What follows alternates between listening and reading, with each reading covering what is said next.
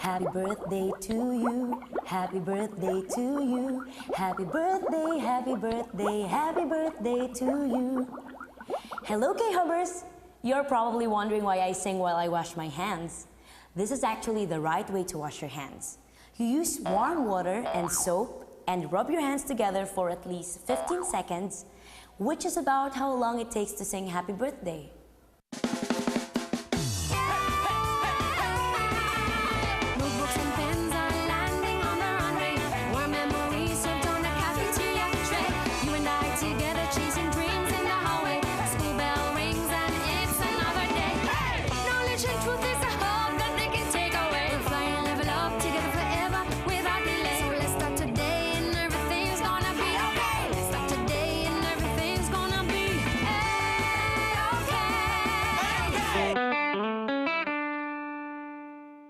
Washing our hands properly is the best way to protect ourselves from unseen microorganisms. These are organisms that are not visible to the naked eye and are found in the 3 domains of life, namely domain Archaea, domain Bacteria, and domain Eukarya. To know more about the different organisms in our environment and their classifications, let's listen to Dr. Josetti Bio, a world-class educator and the first Asian to win the Intel International Excellence in Teaching Award, as she teaches her students all about Earth's diverse life forms.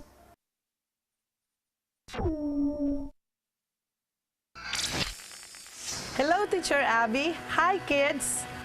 We are now on a field trip to observe the kingdoms of the living world, the Archaea, the bacteria, the protists, and the fungi. We will observe how these organisms look and identify features which distinguish them from other organisms. We will also explore their habitats and find out why these organisms are important to us and to the environment.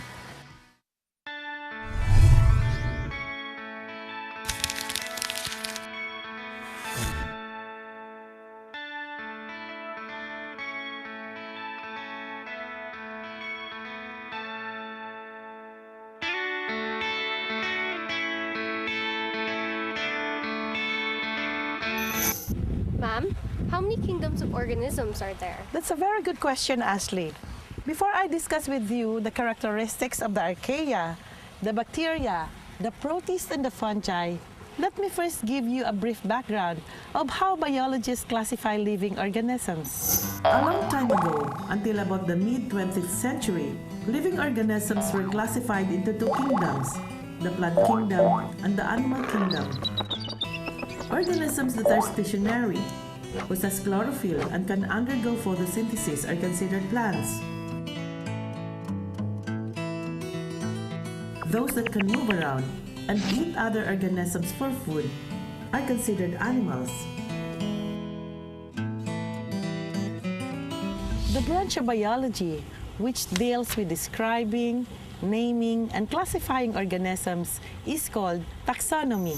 Taxonomists classify organisms based on similarities in structure as well as evolutionary relationships. Traditionally, the kingdom level has been considered as the highest taxonomic category. So, which is the most acceptable way of classifying organisms? That's a very good question, Lorenzo. The 5-kingdom system, as well as the 6-kingdom system, are still used in many textbooks. Some taxonomists, however, find the 5-kingdom classification as well as the 6-kingdom classification obsolete. The 3-domain scheme is widely accepted by many taxonomists.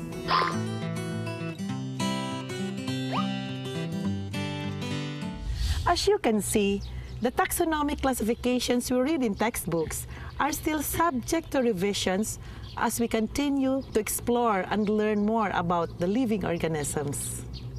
You said that the Archaea and the bacteria are prokaryotes, and the rest of the kingdoms are eukaryotes. What makes a prokaryotic cell different from a eukaryotic cell? Prokaryotic comes from the word pro, which means before, and karyon, referring to the nucleus. A prokaryotic cell has no nucleus. Its genetic material is concentrated in a region called the nucleoid. But no membrane separates this region from the rest of the cell. In contrast, the eukaryotic cell has a true nucleus enclosed by a nuclear membrane. Also, in eukaryotes, membrane-bound organelles are found in the cytoplasm. In prokaryotes, most of these organelles are absent.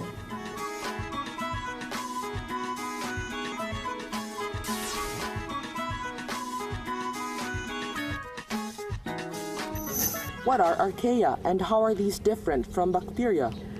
Archaea were once considered as bacteria, and they are called Archaebacteria. But scientists have discovered that the archaea have different characteristics which are entirely different from bacteria.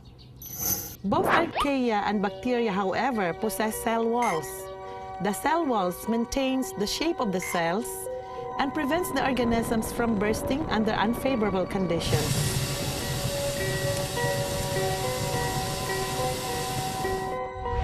Bacteria cell. The cell wall is made of peptidoglycan, which consists of modified sugars and polypeptides.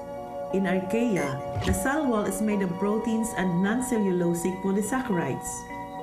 Also, the sequence of the ribosomal RNA in archaea and bacteria are different. Where can you find the archaea? There are three groups of archaea based on the conditions where they exist: the methanogens, the halophiles, and the thermoacidophiles.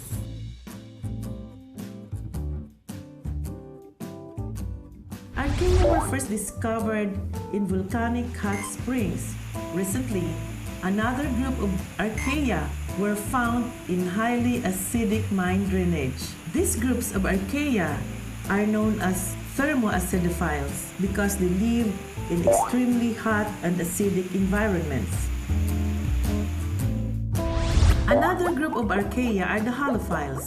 Halophiles live in areas with high salt concentration, such as the Dead Sea.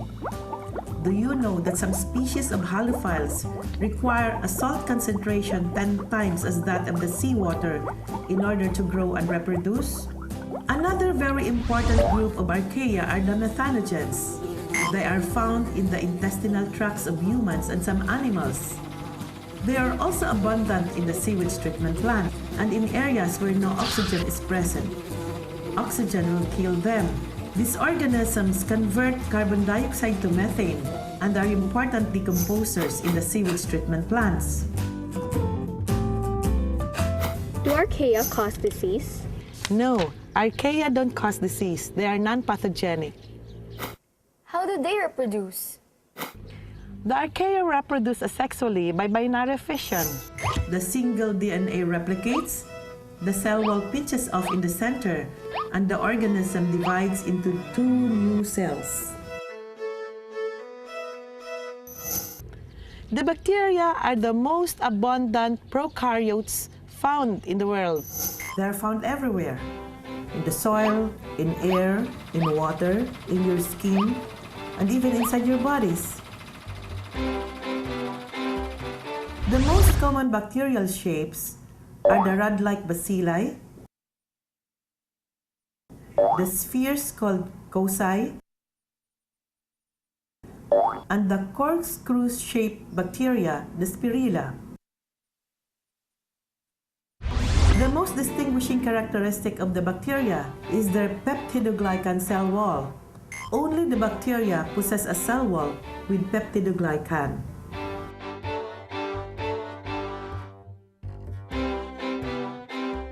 A staining technique called gram stain distinguishes two types of cell wall construction in bacteria.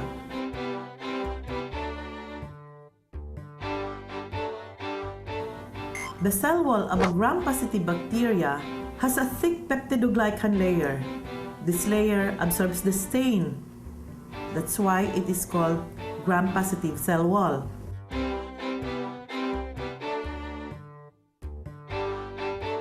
The cell walls of a gram-negative bacteria, on the other hand, has a thin peptidoglycan layer, but the cell wall includes an additional outer membrane.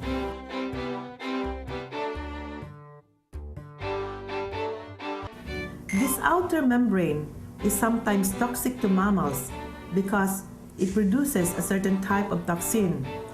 That's why some gram-negative bacteria can cause disease.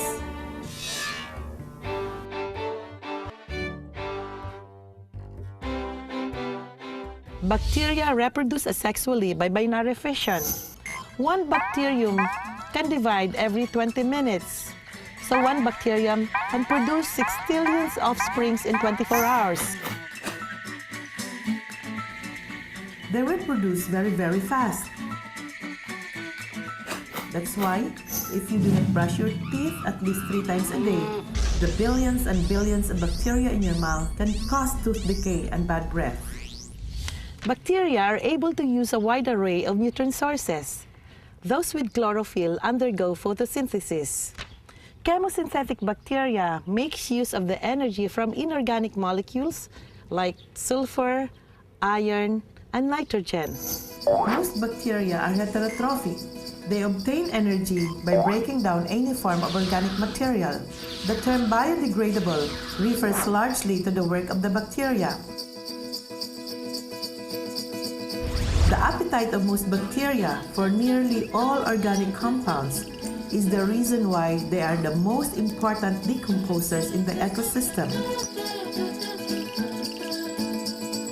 While feeding themselves, bacteria break down the waste products and dead bodies of plants and animals. This process frees nutrients for reuse and allows the recycling of nutrients.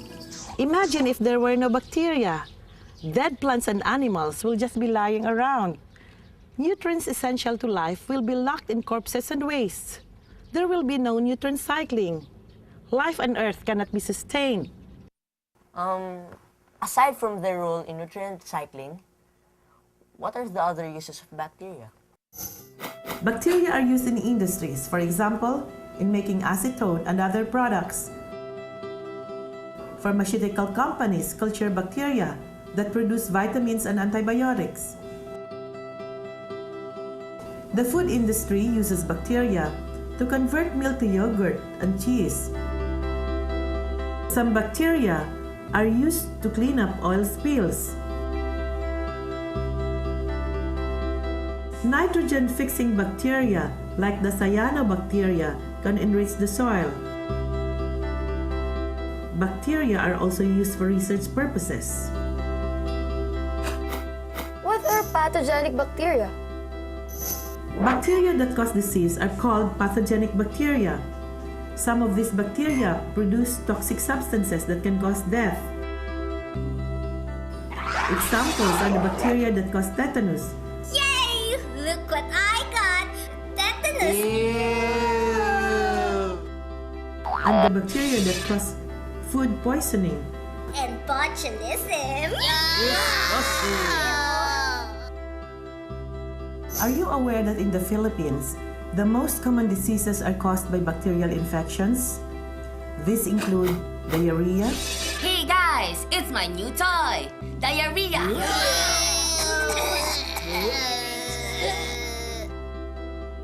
Bronchitis. Daddy, I want that toy. No, that's dirty. Why, Daddy? Because that is bacteria.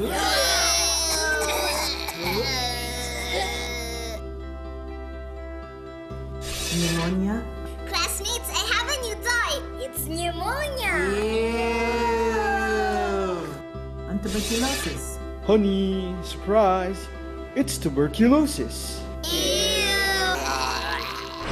These diseases can be prevented by maintaining cleanliness in our surroundings, proper hygiene, washing of hands before eating, and strengthening the body's resistance through proper nutrition. What are the different kinds of protists and where do they live? Protists are classified as plant-like, fungus-like, and animal-like. Examples of plant-like protists are the dinoflagellates, the diatoms, and the euglenoids. Some of these organisms live in fresh water, but dinoflagellates are abundant in the ocean. They are an important food source for larger marine organisms. Diatoms are also known as the pastures of the sea because many marine organisms feed on them. Diatoms produce a glassy protective covering. Accumulations of the glassy walls of the diatoms over thousands of years have produced fossil deposits called diatomaceous earth that may be hundreds of meters thick on the ocean floor.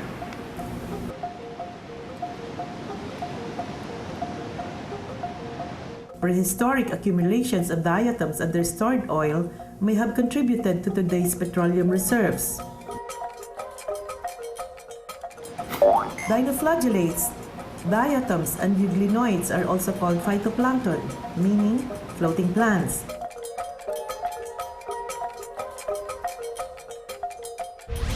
Phytoplankton are widely distributed in oceans and lakes. Although microscopic, the marine phytoplankton accounts for 70% of all the photosynthetic activities of the Earth. These are examples of fungus-like protists. Slime molds consist of mass of cytoplasm called plasmodium. The plasmodium contains thousands of nuclei, but the nuclei are not confined in discrete cells surrounded by cell membranes, as in most multicellular organisms. The slime molds are described as acellular. They are found in decaying leaves and rotting logs, where they engulf bacteria and particles of organic matter. Slime molds may be bright yellow or orange in color. Paramecium is an example of an animal-like protist. Protozoans like the paramecia are non-photosynthetic. Foraminiferans and regularians are found in the sea. Foraminiferans produce cells made of calcium carbonate, while regularians produce shells made of silica. The shells of foraminiferans accumulating over millions of years have resulted in immense deposits of limestones. Do protists cause disease? Some protists can cause disease. Have you heard about malaria? This disease was widespread during the war. This is caused by a protist, a sporozoan called Plasmodium. Part of the life cycle of the Plasmodium is spent in the stomach and salivary glands of the female Anopheles mosquito. When the mosquito bites a person, the Plasmodium enters the bloodstream of the unfortunate victim, where it reproduces rapidly in the blood cells, causing malaria fever. One species of amoeba, Entamoeba histolytica, can cause amoebic dysentery in humans. Wow! Amoeba! Where can I get one? This parasite can enter our body by drinking contaminated water and eating contaminated food. That is why it is very important that you drink clean water and that you wash your hands before eating. Look at this log. What can you see in here? I see orange organisms growing in there. These are bracket fungi. Just like mushrooms and lichens, these organisms belong to kingdom fungi. How do fungi reproduce? Fungi reproduce asexually by means of spores. The spores are dispersed by wind and water. When conditions are favorable, the spores develop into new fungi. How do fungi obtain nutrition? The bracket fungi doesn't have chlorophyll. All fungi are heterotrophic. They cannot undergo photosynthesis. They survive by breaking down nutrients in bodies of other organisms. What are the other importance of fungi? Some species of mushrooms are edible. The yeast is also a fungi. Yeasts are used in making bread, wine, and cheese. Bye, Teacher Abby. Bye, Kay Habers. I hope you enjoyed our lessons today. And now that we have a clear grasp and understanding of our Earth's diverse life forms, we should be able to show our respect and appreciate the value and usefulness of organisms.